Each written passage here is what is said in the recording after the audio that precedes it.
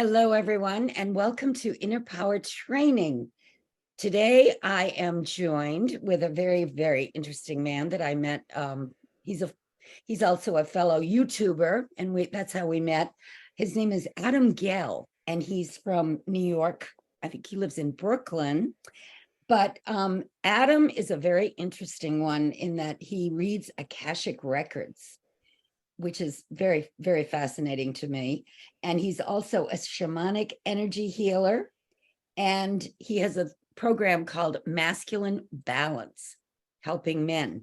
But he was a phys ed teacher for 30 years. And then he got into this alternative career that he's in right now. And he also did a fascinating documentary that's on YouTube that I watched about his grandparents who came from Russia back during the war times, and it was really well put together. I think he's going to be a documentarian and do more of them because it really was very captivating. I couldn't stop watching it. Thank you. So here we go. I'm going to introduce you now to Adam Gell. Hello, Adam. Hi, Rebecca. Nice to be here. I appreciate being able to be in your company with a like-minded person who has traveled your path as when I interviewed you, and I'm very, very motivated and inspired by your path and your journey. Nice. Well, the first thing I would really like to know is how you learned and got into reading Akashic Records. I just want to tell you a quick story about what happened to me years ago to see if there's some correlation. I used to always have these amazing lucid dreams. In one dream, one night, it was like it was real, and I was in this place called the Temple of Wisdom. Now, it was a very inspiring place to be. There were books going all the way up to the ceiling. And I was told by this voice that I hear, you don't need to read all these books, but you will always know what you need to know when you need to know it, because all the wisdom is here in these books and these writings. And then years later, I reread Think and Grow Rich by Napoleon Hill, and he talks about the Temple of Wisdom. Wow. Would that be the Akashic Records? Well, from my understanding, I don't metaphorically, I guess people see the Akashic Records as a library itself.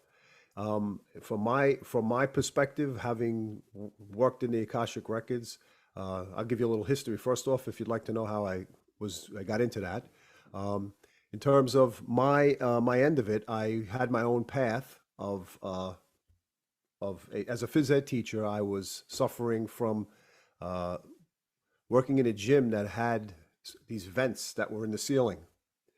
And every time I looked at the vent, I would get a panic attack. And so I psychosomatically felt asthma as well as having asthma in some perspective. But what happened for me is that I was, going to doctors and telling me I had this, I had that. And eventually I had a coworker who told me, why don't you go to my friend who's a metaphysical healer? At the time, I had no clue what metaphysical meant. I just knew from acupuncture and acupressure that I was interested in years before. So along those lines, I called him on the phone and I told him that I was suffering from asthma. He told me, actually, before I actually told him, he said, yes, you have asthma. I know that. As it happened, I went to him for many years, and through the visits, he would tell me that you were in World War II. And I said to myself, I didn't understand the perspective of what purpose World War II was, although I did have an interest in Germany because I was married to a German woman in 1987, and I studied the German language, and I learned it within 5 months, and I spoke it fluently. So as I correlated what he said and what I was thinking, then I kind of went with it. And then as I was opening up to the spiritual energies that were taking place, I contacted a woman, Gabrielle Orr, who wrote books on the Akashic Records. So I had a reading done with her, and she correlated my breathing and told me that I had a past life in Germany in the concentration camps. And she told you that before you even mentioned all the. I told her a few things. I told her that I had asthma, and I told her this and that, Right. and she said, well, this comes from this particular past life and exactly where I was and what happened. Interesting. Yeah. So So, then you started reading Akashic Records for other people? well, after this particular reading and seeing the profound information that came through and how it shifted my energy from having a knowing and from hearing something that rang true for me, I decided to buy one of her books. I read the book and I learned to open up my own Akashic Records. And opening up my Akashic Records was obviously different than doing it for someone else because I obviously knew myself. I knew my conscious self. I didn't know my higher self as well, nor my subconscious mind as well. But then eventually what happened was I started doing the Akashic Record readings for people, my friends, family, and getting accurate information. Well, not family so much because I knew them, but people that I might have worked with and so on and so forth. And from there, I wound up doing the readings. And it was such a profound experience for me. And as you mentioned before, you said, a library. For me, it's more of a visual download of information that I see, Hmm. uh, or I'll hear a guide speak to me, specifically for myself. But for other people, it's more of a download of information and a knowing, like a clear cognizant that comes through almost. uh, Certain imagery of correlating the images to an earthly correlation, seeing something and trying to what it symbolizes. But for the most part, what the readings have done or did was connect people's past life experiences into the present day life, their karma, but also the same patterns that existed in another life. And I see images from another life, and when they express this life, they say, "Oh, that makes sense. I have that same exact pattern, or I have this pattern." And so, understanding, like dropping the Tetris, that brick, that block that was in the way, out of the way, the other blocks were able to fall forward and help people or assist people. And were you able to experience this talent just by reading that book, or did you have to have classes with her? Did it just start to No, naturally? I would guess I would say that once I guess my third eye and my crown chakra were a little bit more open and my vibration was raised, and that had happened through these interactions with the sessions I had with the healer that brought me to this initially. I think my intuition was opening up. I was having a connection. He initially saw me, and when he first saw me, he said, "You have the capacity to do what I do." And he Hmm. was intuitive and he was a healer and sending energy to people. And I knew right away, I felt his energy. And in his presence, in his company, I was very intuitive. In other words, his energy raised my level. So as a child, I would say that I had a sensitivity towards feeling what other people were thinking and feeling. But in that age, you kind of get overwhelmed with the energy. So you wind up becoming more like irritable Mhm. because you can't put your finger on why people are acting a certain way. And maybe what they're thinking or acting, but they're not sharing it. So it almost becomes like stuck in your throat. Oh, I went through all that. It's so irritating to hear their mouths moving and they're saying one thing, but you know darn well Yes, you don't mean it, right? absolutely. Yeah. So that was that feeling that pushed me, Mm. I would say, to seeing things that lie beneath the surface. And it was inevitable, I think, that I would fall upon this rabbit hole of information that's not in the matrix, so to speak, right? But is in Right. a different plane or dimension, a different floor of our existence. Well, it is said that you actually go to the fifth dimension Right. when you read the Akashic Records.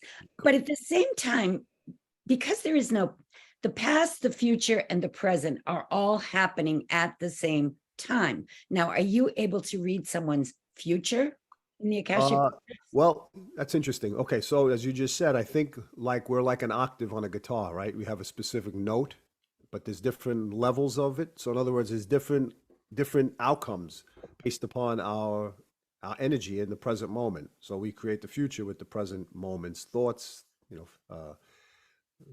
words we speak. In terms of accessing a person's information, everybody is a different timeline for the energy the person is in at the present moment. But for me, I'll usually see. So the Akashic Records is not about asking yes or no questions. Will I have this job? Will I have this relationship? The Akashic Records is asking, how do I create this relationship? What do I need to do to earn this money? And what it does is that moves the ego out of the way and allows the higher self to come through to give imagery or sound to me to then pass on to the person, because the question is at a higher vibration, and that usually denotes a higher response, higher energy response. So I'll see things, I'll hear names, um, I'll see images of certain things, and some people say yes, that they can't predict the future, um, they can't tell you if that's true or not because it didn't happen yet, right? Right. But an outcome, there's a possible outcome for the way things are going in a person's energy field. And generally, I'll see certain things like where they may live or where they may vacation or where they're going. Um, yeah. And so I'll say that, Right. oh, yeah, I'm going there. Because they've already set it in motion. Right. Our present thoughts are having an effect on what our future is going to be, because everything is consciousness. Right. I understand that. But are you able to help people get rid of their blocks that are Yeah, keeping them? I absolutely, the interesting thing is the most difficult people that you do readings for, the people who are the biggest skeptics, are the ones who in the end cry or write you a response that it was so helpful. The more something resists, the more it persists, and the more a person initially they come off as naysayers. There is a definite shift in a person's consciousness from having a reading. They definitely, Interesting. yeah, Now, did you you study the works of Edgar Casey, who I was? have. I have. I've read his books. I've Oh, read yeah, I did Sleeping. too. And he had a lot to say about the future, which is the time we're living in right now. What do you think? Do you think his predictions have any substance to them? Many of them have come true, but he was predicting the United States becoming separate, two continents with Yeah, the. yeah. Well, I think that there's a possibility of a shift in terms of people living separate within this country.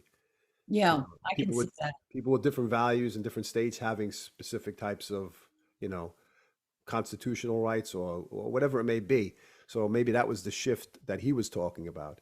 Um, it's funny. I communicate with a shaman. Okay, tell us more about that. Yeah, and his name is Hacho Castello. He's the father of indigenous medicine of Ecuador. He's a very well respected individual from the Andes tradition called the Quichua tradition in the Andes Mountains. And recently I spent time with him. He visits the New York area to do healings for people and to, assist them on specific plant medicines that can help them. And more so is the wisdom and the predictions for future events. Ooh, Not, what does he I have would to I wouldn't say? say future events, but I would say he's very tactical in what he gives the information he's going to speak about, specifically future events.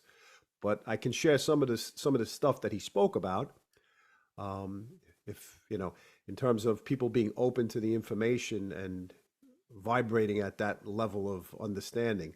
So he was talking about specifically different alien races, Yeah, good versus bad, not named specifically, okay.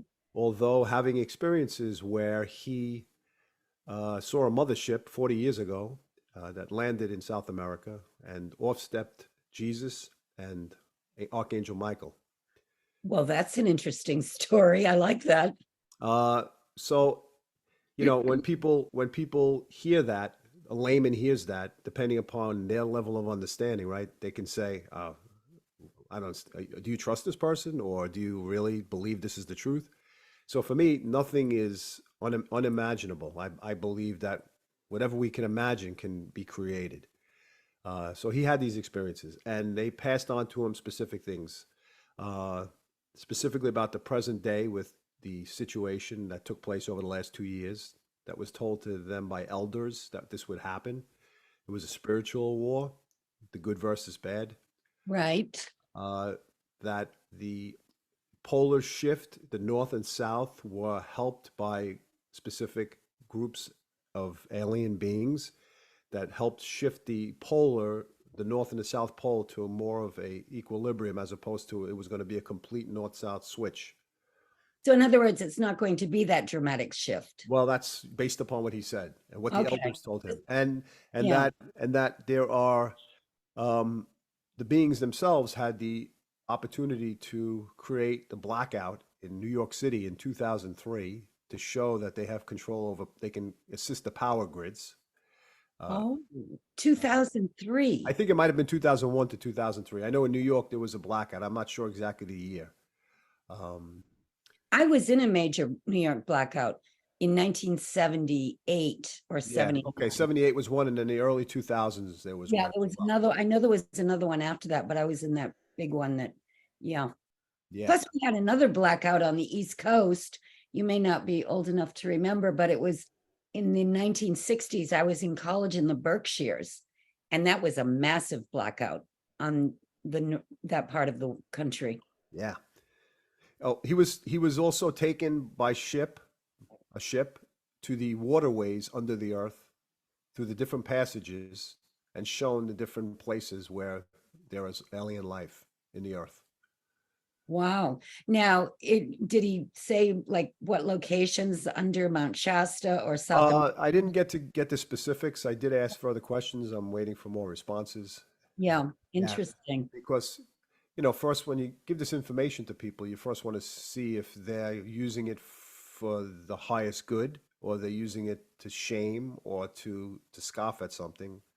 And so even a person who listens to this now, they can say this makes sense or this doesn't make sense, and everybody has free will to make a choice of what what resonates with them. So that Well, was the way they're starting to leak out with whistleblowers information that yes, they're here. yeah, Yes, we have ships. Yes, we've been reverse engineering.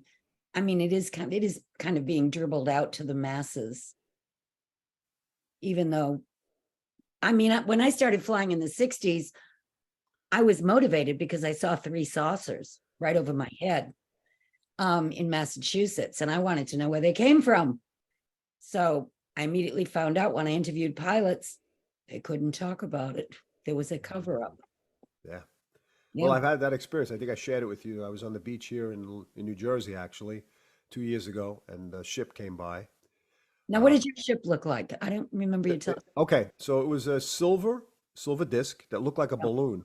First off, not a round balloon, but it shape shifted. Oh, It shape interesting. shifted from one shape to another, and then became a disc. And then, as people sitting on the beach, they're looking at the waves and they're looking at the water. So so happened to look at a 45-degree angle up towards the sky, and it was hovering right there. Wow. So as I looked at it, then it moved. And then it Mm. moved on a 45-degree angle up into the clouds, and it just took off. And I was sitting with my girlfriend, and I said, "Do you see that?" And she said, "What?" And then nobody saw it because nobody was. I don't know. I guess I was drawn to it, or I was, made to be drawn to that. But that's very common sometimes for other people to not see Yeah. what the person that sees it sees, you know? And that winter, I was driving on the New Jersey Turnpike, and over the Newark Airport, in the middle of winter, right over my car, I'd say about 100 feet above the car, was a blue, like Roman candle that exploded over the car. A Wow. big blue ball that Mm. just shot over and boom, right over the car. And I said, wow, that was interesting. Interesting to say the least. Now, let me ask you a question, being an Akashic Records reader. Um, Over the years, because my UFO experience was back in the 60s, and it really flavored my life. I mean, first of all, it gave me a very open mind that can accept all things metaphysical, spiritual healing, manifesting. Not a problem for me to believe it. You just have to learn how it works.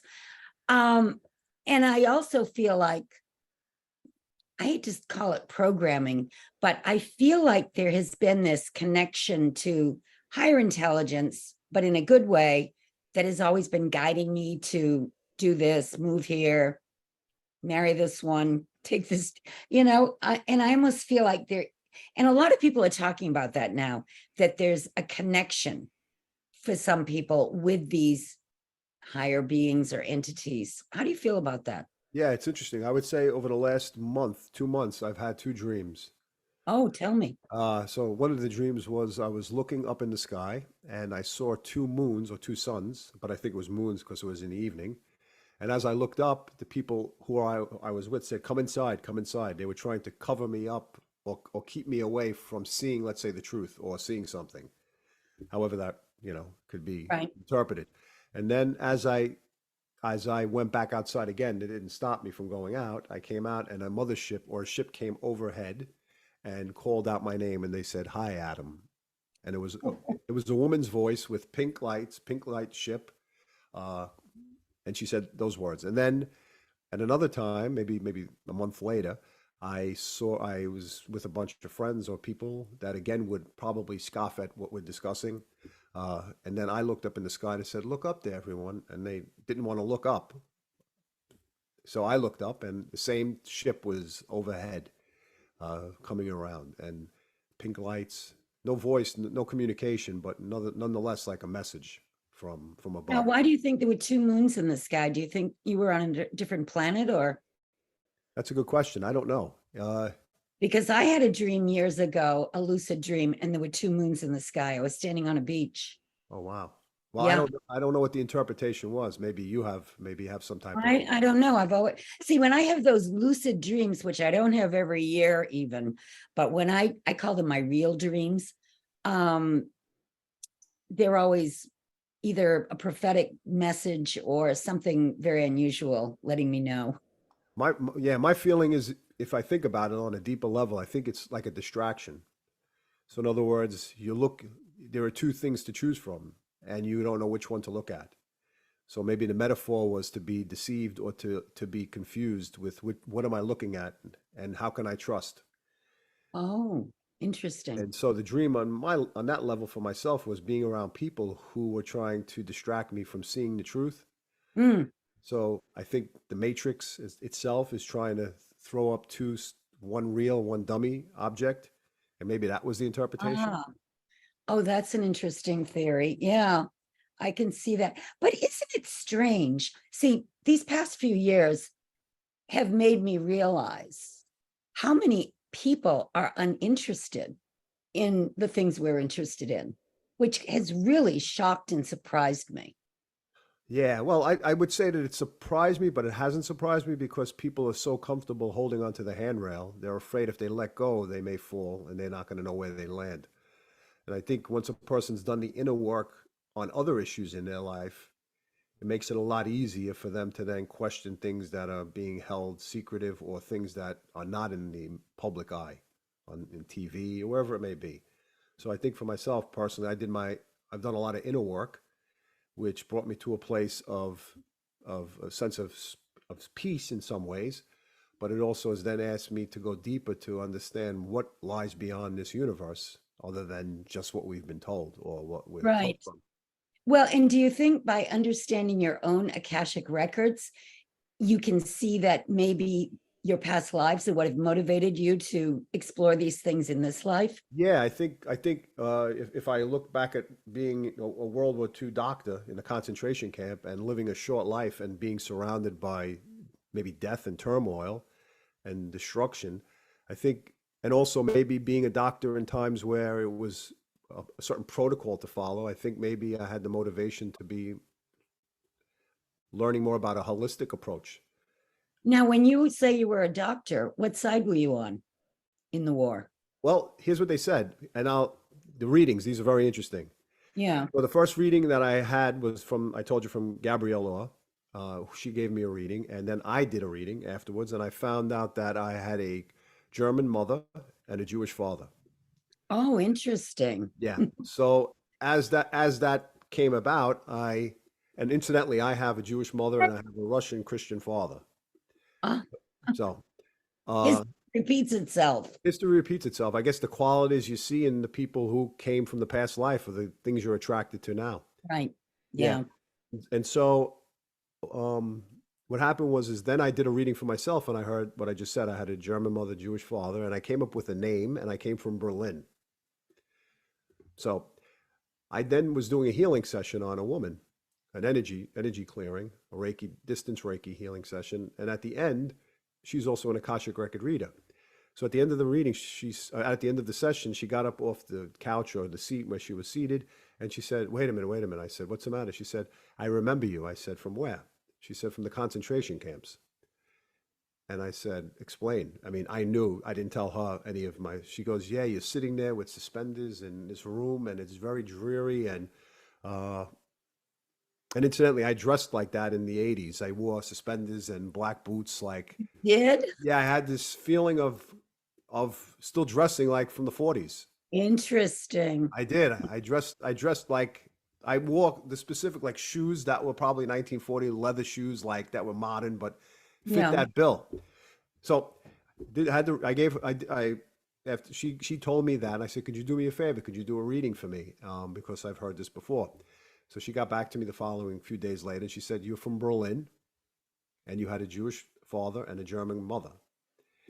And I said, wow. I said, I got the same information. Hmm. So after that, I did a remote viewing. I studied a little bit remote viewing, and I said, you know what? Let me remote view this situation or go back to this. So I wound up looking at my shoes for some interesting reason, as I just described, and I saw a big red building, and I looked up. I said, this looks like not a hospital, but a university. I looked it up on the computer. In Berlin was a hospital called the Charité, and it was a red building with an open corridor in the center, and it was similar to what I saw because I drew it first, and then I went on the site and I saw that this was the hospital that most doctors graduated from Berlin, and some of them were then taken to the concentration camps to become doctors. Oh, And I tried the woman, so I left it at that. yeah. Now I'm dealing with this darkness, this feeling of like being connected to a part of history that was I felt it in me and I needed it to be cleared. But by actually having validation, it made it easier. So Right. I interviewed another woman, a husband and wife, who were they did past lives work, and as I finished doing it, the woman says to me, "I have a friend who may know you. She doesn't know my story about past life itself, so all of us, or she might have a little bit, maybe."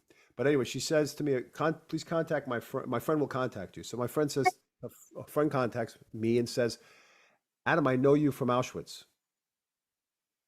Hmm. And I said, explain. She said, yes, you pulled me off the line and helped me while I was pregnant. You took me off the line so that I could work with you. And I was spared being killed, she said, by you. Wow. So you were like a working doctor at Auschwitz. You weren't an inmate. You were, I was sent there. In fact, I did a past life regression and I saw my trip by train there. wow. I saw my baggage, my suitcase. I saw what happened and how I resisted after a while to do what they were asking. And so, yeah, that was, Interesting. Now, I had recall of being in World War II, but my recall that I had three times. Once when I was living in California, someone put me, in a relaxed state, and I said my name was Donald Douglas. I grew up in England, and I went to the Royal Air Force and flew cargo to the continent during World War II, and I was shot down. And then when I was I was also living in New York City by myself in my apartment one day. I had this complete feeling that I was a man in this hot, steamy room waiting for a doctor to come in to save me. But wow. I passed on, and it was from being shot down in World War II. Now, in this life, I had a very strong aversion to hospitals, doctors, medication, you name it. So I figured out how spiritual healing works. It kind of set me up, but it just seemed very real. But now, now that we know linear time only exists here in this 3D world, Right, in right. fifth dimension, that's why we can tap in, right, to past lives. Yeah, it's interesting what you just said. I just wanted to comment on that. For me, I also had a fear of doctors because I was a doctor, and Oh, interesting. I mistrusted doctors. That's what I did. I had no faith in them. Yeah, I and I mean, if was I yeah. need something, I will go. I'm not. I know. But for me, it happened very early on. In fact, because I was 5 years old, my father and mother took me. They said we're going fishing, but they took me to get my tonsils taken out. Oh no! So that In trauma, this life or the last life? no, this life, and Oh, it it's traumatized me till this point. Oh, going to doctors and a mistrust, but maybe I was supposed to experience that to then mistrust myself from my past life. well, you know, your greatest fears can come upon you. And just like you had to go through that to reprogram, I had to go through a cancer diagnosis with a doctor telling me I'd be dead by the time I was 40 if I didn't have a hysterectomy. So I stood up to it, I transcended it, I got healed. It was a That's big amazing. test. Yeah. That's Yeah, it was a very test. interesting. Yeah. But we're tested. I mean, isn't this a classroom where we came to learn something? Yeah, I think people look at it as the people who use the stressful moments and the difficult people in our lives as impetuses for our self-growth rather than becoming victims, recognize that. It's challenging. It is challenging. I have never felt a time in my life where it's closing in almost Yeah. with the craziness.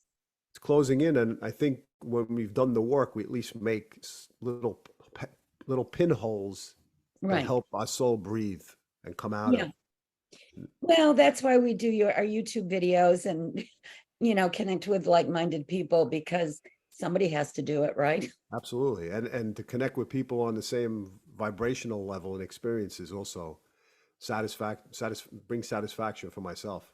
Absolutely. Absolutely. And there are people out there all over the world, you know, and we are connecting, and that's a good thing. Definitely. And Yes, yeah. go ahead. No, I was just going to say there's no coincidences, only synchronicities in terms of, meeting people and people crossing each other's path. Yes. Now tell me just a little bit before we close it about your masculine balance program, because I think that sounds really important. Men have been ignored, I find, in the inner work transformation. You know, you go to meetings and usually it's middle-aged women. Yeah, well, I think we live off testosterone. We live off the ego. We live off suppressing the softer, more sensitive sides of ourselves and trying to compensate by being overly masculine, overly tough, or less analytical and more logic driven. So I think in order for us to be balanced, I know specifically from the shamanic traditions, you have the father sun, which is masculine, and you have the mother earth, which is feminine. And in order for a tree to grow, it needs the nutrients from the sun hitting the leaves, and you need the roots in the ground absorbing the nutrients from the earth. And we as men sometimes shut off the feminine qualities, and we want to do everything in our head and be logical, and we don't want to take in the grounding effects. So what I'm trying to do is to assist men and having them access what they experienced as a child, which is very difficult for most men to do. It's difficult for most people to do it, but specifically for men to share their pain and their trauma that they go through, they go around they compensate by becoming overly logical, overly masculine, as I said before. And what I'm trying to do is help men ease their way into understanding the experiences they had, the role models they had, and how it impacted their mind and their physical, their psyche of how they think. So, ask them who their role models were, what brings fulfillment monetarily, physically, through the body, people in terms of exercise, assist them in terms of creating an exercise program if they don't exercise, the foods to eat, the things that they can incorporate, as well as the spirit, the intuition, the part of listening to their inner voice, as opposed to just shutting their heart up, closing their heart and just listening to their head. So I give them, techniques and ways they can open up to intuition, which will assist them to making better decisions that are more heartfelt and more compassionate as opposed to ego driven. Very nice. And where can people find you if they want to have an Akashic reading or find out Yeah. more about your programs? Well, Give my website is called Adam Gell, universalhealing.com. Adam Gell, Universal Com. com. Okay. Yes. Yeah. All right. Yeah. And I offer the Is that reading. all one word? Adam Gell, Yes. Yes. universal.com. I Okay. like I like these long words. That is long, but It it's is long. cool. I like it. Yeah, makes sense. Universal healing. And you do one-on-one sessions with people. Yes. do one-on-one sessions. I also, I do, as I said, to do the Akashic Record one-on-one sessions. I do the energy clearing, cut cords and clear the chakras. I know someone right now. Oh my goodness, I just had a conversation with her yesterday. She's looking for someone to cut the cords. And I'm telling you, I had to do that with my last husband. Yeah, yeah. It was driving me crazy. I couldn't get him out of my head. You know, you have that psychic attachment to people you're close to, and that can Absolutely. drive you insane. And I had a cord cutting session with a man that lived in the Midwest over the phone. Yeah. I started crying because it was almost like he died to me, the husband. Yeah, I mean, most people, when they have a cut cording, what happens is the other person feels it. The other, Oh, I bet they do. the I other bet person they do. feels, and then they'll wind up contacting the person in order to draw that cord back in. Oh, interesting. Yeah. Interesting. Well, I got to tell my friend about you because she's definitely, just yesterday, she said, I've got to find somebody. Yeah. Yeah. Okay. Mm, Yeah. very- So I do that. I do the shamanic work, soul retrieval. For persons in person, I can do an Olympia session, which is the Andes tradition of removing negative energies in person through trago, which is rum, egg clearing, rubbing an egg through the different chakras. Well, getting back to you, your UFO story about the shaman seeing the spacecraft down in South America, Yeah. this person I'm talking about went on a trip to Peru, and there was a group of them in a van.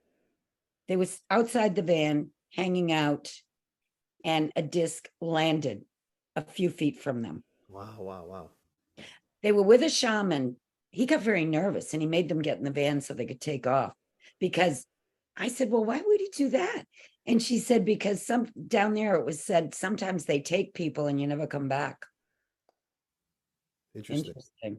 Well, I think they would take a person in order to show them something so that they could pass the information on. That's the way I would look at it. See, people see UFOs and they get scared.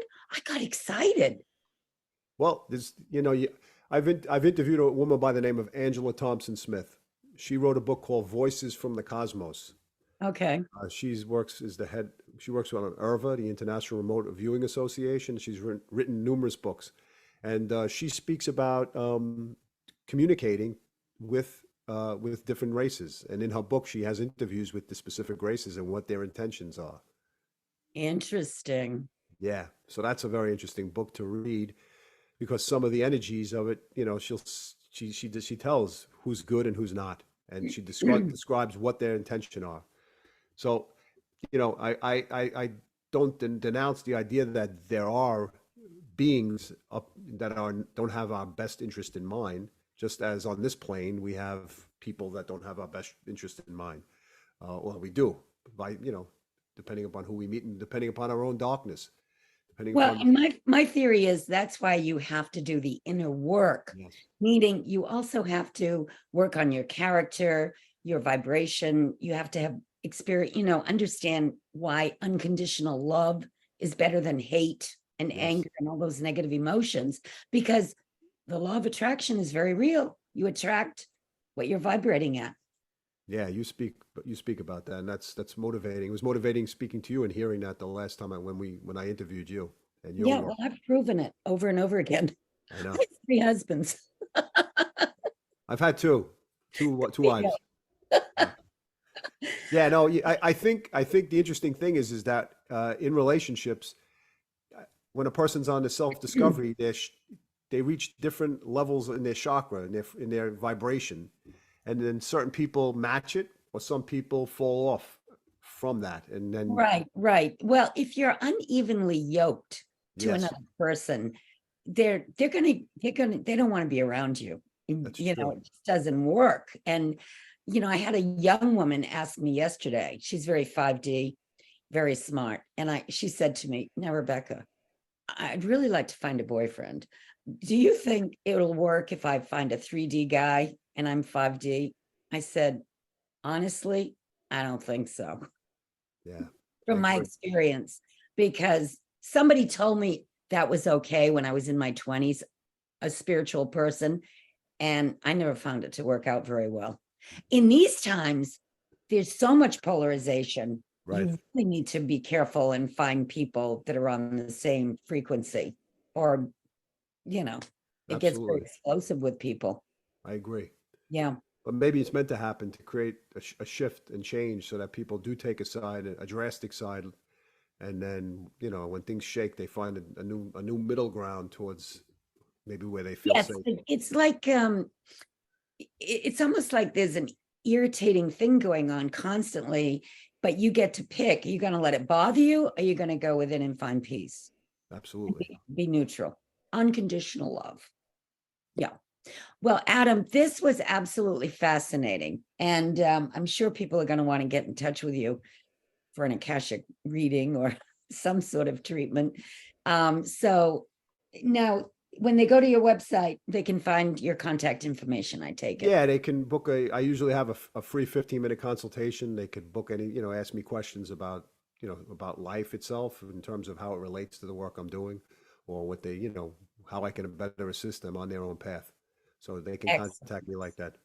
Yeah. Okay, well, thank you, everyone. And you can also go to my website, rebeccatripp.com. But thank you for joining us on Inner Power Training. And I hope to talk to Adam Gell again soon, because he's absolutely fascinating. Thank you so much, Rebecca, for having me. It was an honor to Thank be here. you. Okay.